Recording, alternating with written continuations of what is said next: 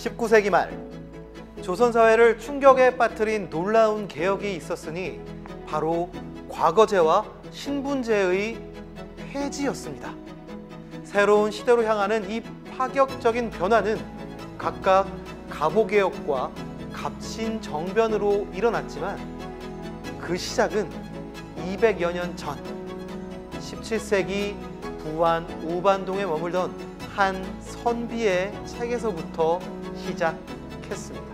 바로 실학의 문을 연 반개유영원의 저서 반개수록입니다. 조선 후기 토지개혁안의 바탕을 다진 유영원이 또 어떤 놀라운 사회개혁을 제안했는지 전북 학당에서 여러분들과 함께 알아보도록 하겠습니다.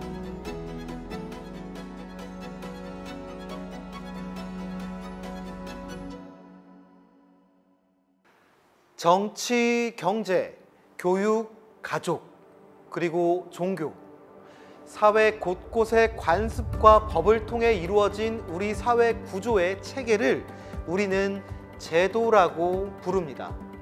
시간이 흘러 사회가 변화하는 만큼 이 제도에도 변화가 필요한데요. 예를 들어 조선 전기의 각 지역마다 세워진 향교는 백성들을 교육하고 인재를 기르는 공립학교였다고 합니다.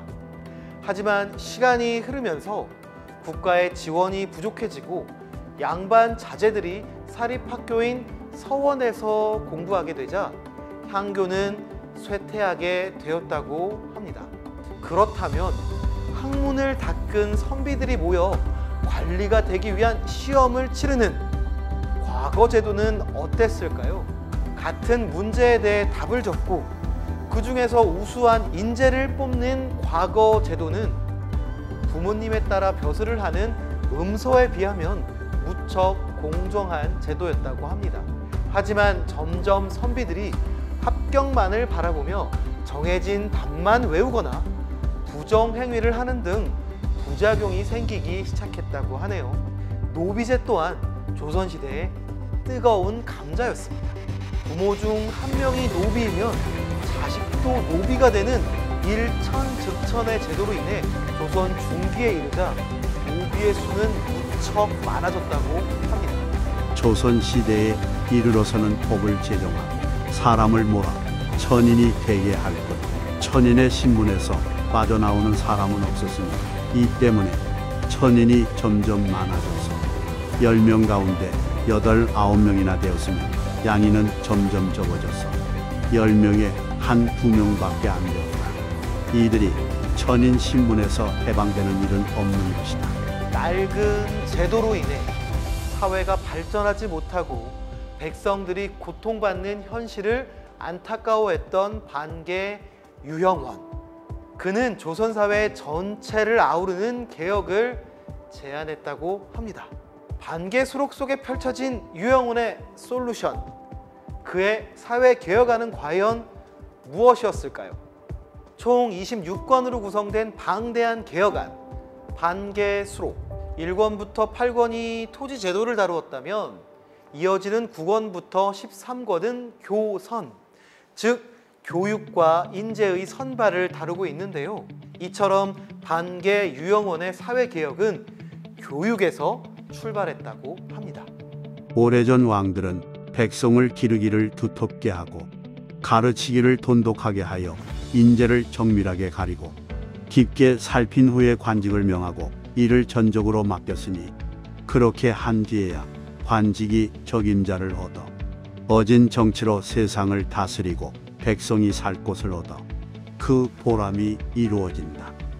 교육으로 인재를 양성하고 우수한 관리를 선발하여 백성을 위한 정치를 이루어야 한다고 보았던 반개 유영원. 그는 먼저 마을의 공동체의 약속, 향약을 국가적인 제도로 정리하여 풍속을 다질 것을 주장했다고 합니다. 이를 바탕으로 학교에 관한 제도와 관리를 선발하는 제도를 새롭게 세우고자 하였으니 그 제도가 바로 공거제라고 합니다. 유능한 인재를 추천한다는 뜻의 공거제. 유영원은 왜 인재를 채용하기 위해 과거제가 아닌 공거제를 제안했을까요? 당시 이제 과거제도라는 것이 반개가 바라볼 때는 세습 권력을 양산하는 권력을 세습하는 그 수단이 되고 있다. 문벌 어떤 특권층들이 자신의 권력을 이제 넘겨주는, 또 한편에서는 이제 과거 시험 공부라는 것은 진정한 학문이 아니다, 이런 이제 시각이 있습니다. 그러니까 더 쉽게는 뭐 짧은 시간에 시험 봐가지고 어떻게 인재 구분하냐 뭐 이런 것들도 있지만, 이래서 이제 개혁하자는 건데, 그러니까 반개가 주장한 공거제, 청거제는 이전하고 다르게 교육제도를 개혁하고 그 교육제도를 토대로 해서 우수한 인재를 선발한다는 점에서 이제 차이가 있는 것이고, 이전에도 천거제처럼 인재를 추천하는 제도가 있었지만 공거제가 더욱 특별했던 이유는 인재 추천의 절차와 운영에 있어서 교육제도와 연계하였으며 공정성을 높이려고 했기 때문이라고 하네요. 공거제는 평소에 선하고 악함을 따져 공개적으로 청거하여 여러 사람을 모으고 예를 보증하여 오랫동안 책임을 지도록 하는 것이지만, 과거제는 모두 이와 반대이니 오랜 시간 동안 인재를 검증할 수 있도록 새로운 교육제도를 제안했다는 유형원. 반개 수록에 따르면 유생들은 마을의 학교 이숙에서 시작하여 상급 학교를 거친 뒤 고등교육기관인 태학, 진사원에서 인품과 실무 능력을 검증받은 뒤에야 관직을 얻을 수 있어야 한다고 하네요. 교육을 통해서 올라갈 때마다 고르는 거예요. 그러니까 그렇게 해서 우수한 인력을 뽑고 그 후로 다음 단계 상급 학교로 하고 그 다음에 상급 학교로 하고, 최종적으로는 그 중에서 이제, 그러니까 오랜 세월을 통해서 그 인재의 어떤 이런 것들을 살펴볼 수 있는 것이고, 저희가 생각하는 단순한 추천 제도와는 거리가 있는 제도 같습니다. 유생은 상급 학교로 진학할 때마다 엄격한 선발을 거쳐야 하는데, 부적절한 인재를 선발한 수령이나 교관은 파직이나 징계를 당하게 되니 정말로 공정할 수밖에 없을 것 같습니다. 유형원이 구성한 이 학교들은 모두 관학, 즉 국가에서 운영하는 공립학교였다고 합니다. 향교처럼 운영이 어려워지지 않도록 재정을 마련할 공전과 운영을 담당할 사료까지 고려했다는 반개 유형원.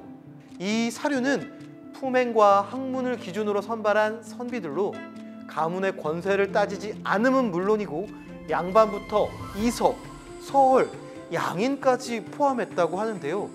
여기서 알 수 있듯 유형원은 가문과 신분에 따른 구별에 있어서 남다른 생각을 가지고 있었습니다. 명분은 천지자연의 이치이니 어찌 엄하게 따지지 않겠는가. 소위 명분이라는 것은 본래 귀천이 다른 데서 나온 것이며, 귀천은 본래 사람의 현명한지 여부가 다른 데서 생긴 것이다. 하지만 지금 그 사람의 선악 귀천을 따지지 않고 오로지 조상의 관직이 훌륭한지 여부만을 따지면서 명분을 엄하게 한다고 하니 의리에 합당하겠는가. 사람의 귀하고 처남이 현명함에 따라 나뉜다고 보았던 반개 유형원. 그에게 있어서 조선의 가장 낮은 신분이었던 노비, 그리고 이들을 지탱하는 제도인 노비 제도는 과연 어떤 의미였을까요? 양인과 천인의 구별이 엄격했던 양천제의 신분사회 조선. 과거에 합격해 벼슬을 하면 양반이 될 수 있었던 양인과는 달리 과거를 볼 권리도 자유도 없었던 노비. 이들은 국가와 양반의 재산과도 같았다고 합니다. 지금 우리나라는 노비로 재물을 삼으니 사람은 동류인데 어찌 사람이 사람으로 재물을 삼는 이치가 있겠는가. 지금 우리나라의 풍속은 사람의 재산을 물으면 반드시 노비와 토지로 말하니, 여기에서 또한 잘못된 복과 고질적인 풍속을 볼 수 있다. 공공의 이익과 도덕을 바탕으로 한 이상적인 사회를 구성한 유영원에게 인간이 인간을 재산으로 취급하는 노비제도는 개혁해야 할 나쁜 제도였다고 합니다. 이 노비제도에는 조선 사회에 여러 가지 문제가 얽혀 있었다고 하는데요. 지주에게 땅을 빼앗기고 가난 때문에 노비가 되는 한편 무거운 군역을 피하기 위해 스스로 노비가 되는 경우도 있었습니다. 한편 국가에 속한 공노비들은 의식 주가 보장되지 않는 등 일하기가 고달파 도망치거나 사망했다고 허위 보고를 하기도 했습니다. 이처럼 많은 사회 부조리를 안고 있었던 노비제도이지만 오랜 제도를 한 번에 없앨 수는 없는 일이었습니다. 그래서 반개 유영원은 현실적인 제도의 개혁을 제안했다고 하는데요. 바로 노비에게 노동의 대가, 임금을 지불하는 것이었다고 합니다. 지금 관아와 읍에서는 모두 노비로 일하게 하면서 급료를 주지 않기 때문에 수백 년을 쌓여 오면서 노비가 마땅히 이루다 셀 수가 없을 정도로 많아졌다. 하지만 수가 많은 곳은 정원 외에 남음이 있어서 관원이 개인적으로 노동을 면제하는 대신 대가를 받고 부족한 곳에서는 한 사람이 7, 8인의 일을 겸하니 더욱 그 괴로움을 이기지 못한다. 만일 이를 참작하여 사람을 정하고 녹봉을 두어 농사를 대신하게 하면 어찌 이러한 폐단이 있겠는가. 노비에게 노동에 대한 정당한 대가를 지불하자는 제안, 정말 파격적이죠. 또 유영원은 노비제 대신 고대 중국의 고공제를 제안했다고 합니다.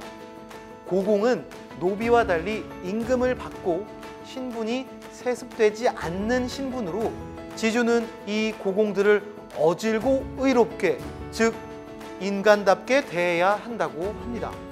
이러한 유영원의 노비제도 개혁에는 과연 어떠한 의미가 담겨 있을까요? 조선의 양반 사회를 떠받쳐 주는 것이 뭐냐면 토지하고 노비, 땅이 있어야지 경작을 하고 노비가 있어야지 가서 일을 하고, 뭐 재산 상속하면 재산 목록 1호, 2호가 토지하고 땅하고 그 노비 아니에요. 노비를 완전히 없애자고 하지 않고 당대만, 세습제만 깨자고 그랬으니까 좀 한계가 있는, 이렇게도 얘기할 수 있지만 나는 이건 당대에 세습제만 깬다는 것만 해도 엄청난 개혁이다. 이것은 조선 사회를 떠받치고 있는 신분제예요. 양반과 상국이면 여기서 어떤 천민의 한 축을 깨버리겠다는 거니까 이것은 조선 사회를 근본적으로 뒤흔드는 것이 될 수 있기 때문에 조선의 현실을 고려하는 동시에 노비제의 폐지를 주장했던 유영원, 그의 개혁은 조선에 어떤 영향을 미쳤을까요? 유영원의 개혁안은 반개 수록을 통해 많은 유학자들에게 전해지고 조정에 건의되었다고 하는데요. 하지만 당시 사회 질서를 뒤흔드는 것이었기에 기득권 세력의 반대 역시 대단했다고 합니다. 실제로 유영원의 다양한 개혁안은 실현되지 못했습니다. 하지만 반개 수록은 시대를 뛰어넘어 조선 후기 지식인과 개화기 국가 개혁론자들에게까지 영향을 미쳤다고 합니다. 특히 후배 실학자인 박규수로 인해 실학이 개화 사상으로 발전했다고 하니 유영원의 개혁안은 많은 이들에게 변화의 필요성을 촉구하며 조선말 개혁의 씨앗이 되었다고 볼 수 있겠네요. 어떤 사사로운 이익보다 국가와 사람을 먼저 생각한 반개 유영원, 오늘날을 살아가는 우리에게도 큰 울림을 주는 반개 수록은 과연 어떻게 쓰였을까요? 다음 전북학당에서는 유영원이 18년 동안 반개 수록을 집필한 부안 우반동으로 함께 떠나보겠습니다.